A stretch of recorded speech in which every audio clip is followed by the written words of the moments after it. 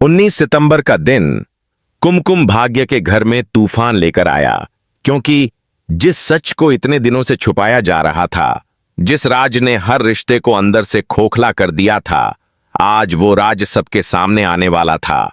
और उस सच की गवाह बनी गायत्री, जिसने अपनी आंखों से देखा था कि कैसे सोनलिका ने चालें चलीं, कैसे उसने प्रार्थना और शिवांश के बीच दूरी पैदा करने की कोशिश की, और कैसे उसने अपने फायदे के लिए पूरे परिवार को गुमराह किया। गायत्री के दिल में बहुत दिन से बोझ था। वो चुप रहती रही क्योंकि उसे डर था कि कहीं सच बोलने पर कोई उसकी बात पर यकीन न करे। लेकिन आज उसके सब्र का बांध टूट गया और उसने ठान लिया कि चाहे कुछ भी हो, वो शिवांश को सब सच बता देगी। और जैसे ही शिवांश मंदिर से पूजा करके लौटा, गायत्री ने रोते हुए उसके सामने हाथ जोड़ दिए। उसकी आंखों में आंसू थे और होंठ कांप रहे थे। उसने कहा, शिवांश बेटा, मुझे आज सब सच कहना होगा। बहुत दिनों से मैं ये बोझ अपने दिल में दबाए हुए थी, लेकिन अब और नहीं सह सकती। शिवांश ने हैरानी से उसकी तरफ देखा और कहा, क्या हुआ गायत्री मासी, आप इतनी घबराई हुई क्यों हैं? तभी गायत्री की आवाज कांपती हुई गूंजी, सच ये है कि प्रार्थना निर्दोष है। उसके खिलाफ जो भी इल्जाम लगाए गए वो सब झूठ थे, सब सोनलिका की चाल थी। ये सुनते ही पूरा हॉल सन्न हो गया। हर कोई चौंक कर खड़ा हो गया। प्रार्थना के चेहरे पर हैरानी और डर का मिला जुला भाव था। उसकी आंखों में आंसू भर आए। उसने सोचा, क्या वाकई अब सच सबके सामने आ जाएगा? क्या अब मेरी बेगुनाही साबित होगी? लेकिन वहीं सोनलिका का चेहरा सफेद पड़ गया। उसके होंठ सूख गए और वो गुस्से से कांपने लगी। गायत्री ने एक एक करके सब सच उगलना शुरू किया। उसने बताया कि कैसे उसने खुद अपनी आंखों से देखा था कि नील और सोनलिका ने मिलकर प्रार्थना के खिलाफ नकली सबूत बनाए। कैसे सोनलिका ने रातों में फोन पर बात करके प्रार्थना को बदनाम करने की साजिश रची, और कैसे उसने अपनी झूठी दोस्ती का नकाब पहनकर सबके सामने मासूमियत का दिखावा किया। गायत्री ने कहा, शिवांश, तुम्हें याद है जब तुम्हें लगा था कि प्रार्थना का किसी और से रिश्ता है? वो तस्वीरें, वो सबूत, वो सब सोनलिका का बनाया हुआ जाल था।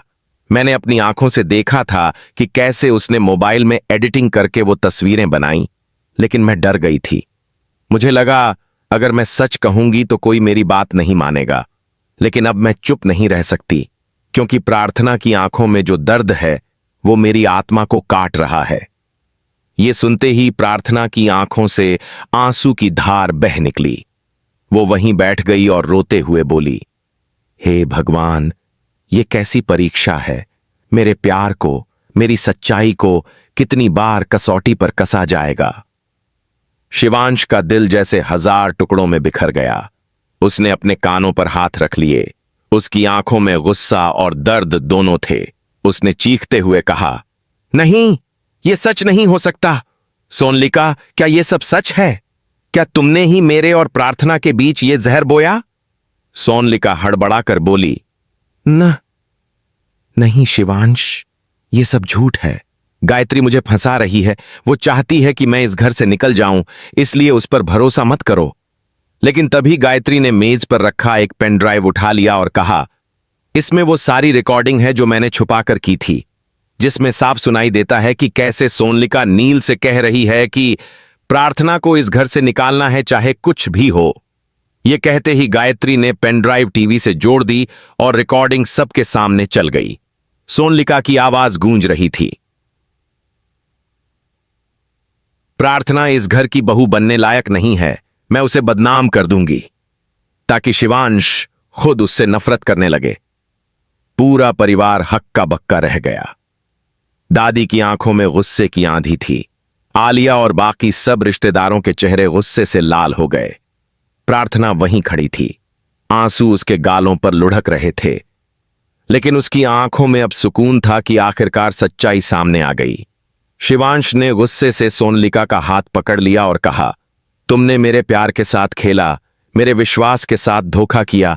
तुम्हें अंदाजा भी है कि मैंने कितनी नफरत से प्रार्थना को दूर किया, सिर्फ तुम्हारे झूठ की वजह से? तुमने मेरी जिंदगी से खुशी छीन ली, आज अगर मेरी प्रार्थना रोई है तो उसकी वजह सिर्फ तुम हो और मैं तुम्हें कभी माफ नहीं करूंगा। सोनलिका चीखते हुए बोली, नहीं शिवांश, मैं तुमसे प्यार करती हूं। मैंने ये सब सिर्फ तुम्हें पाने के लिए किया। प्रार्थना तुम्हें मुझसे छीन रही थी। लेकिन शिवांश ने उसकी तरफ घृणा से देखा और कहा, प्यार किसी की खुशी छीनकर नहीं मिलता। प्यार भरोसे से जीता जाता है और तुमने मेरे भरोसे को चकनाचूर कर दिया। ये कहते ही उसने सोनलिका का हाथ झटक दिया।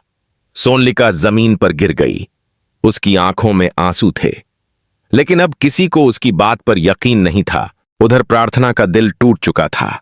उसने रोते हुए कहा, शिवांश, अगर तुम मुझसे सच पूछो तो मैं यही कहूंगी कि मुझे तुम्हारी नफरत से भी उतना ही प्यार है जितना तुम्हारे प्यार से, क्योंकि तुम्हारी हर भावना मेरे लिए सच है। लेकिन आज जो कुछ भी हुआ उसने मुझे अंदर से तोड़ दिया है। मैं नहीं जानती कि अब मैं इस घर में रह भी पाऊंगी या नहीं। उसकी आवाज सुनकर पूरा घर सन्न हो गया। शिवांश उसके पास गया, उसकी आंखों में देखते हुए हाथ पकड़कर बोला, प्रार्थना, मुझसे एक बड़ी भूल हो गई। मैंने तुम्हें नहीं समझा, मैंने तुम्हें चोट दी, लेकिन आज से मैं कसम खाता हूं कि कभी तुम्हें अकेला नहीं छोड़ूंगा। चाहे दुनिया का हर इंसान हमारे खिलाफ हो, मैं हमेशा तुम्हारा साथ दूंगा। यह सुनकर प्रार्थना फूट फूट कर रो पड़ी और शिवांश की छाती से लग गई। दोनों की आंखों से आंसू बह रहे थे, लेकिन उन आंसुओं में आज सुकून था, क्योंकि झूठ और फरेब की परतें हट चुकी थीं और सच की जीत हो चुकी थी। लेकिन सोनलिका ने गुस्से से अपनी मुट्ठियां भींच लीं। उसकी आंखों में पागलपन था। उसने मन ही मन कहा, ये लड़ाई अभी खत्म नहीं हुई है। मैं वापस आऊंगी और तब ऐसी चाल चलूंगी कि कोई भी मुझे रोक नहीं पाएगा। और उसकी ये कसम आने वाले एपिसोड्स के लिए नया तूफान लेकर आई।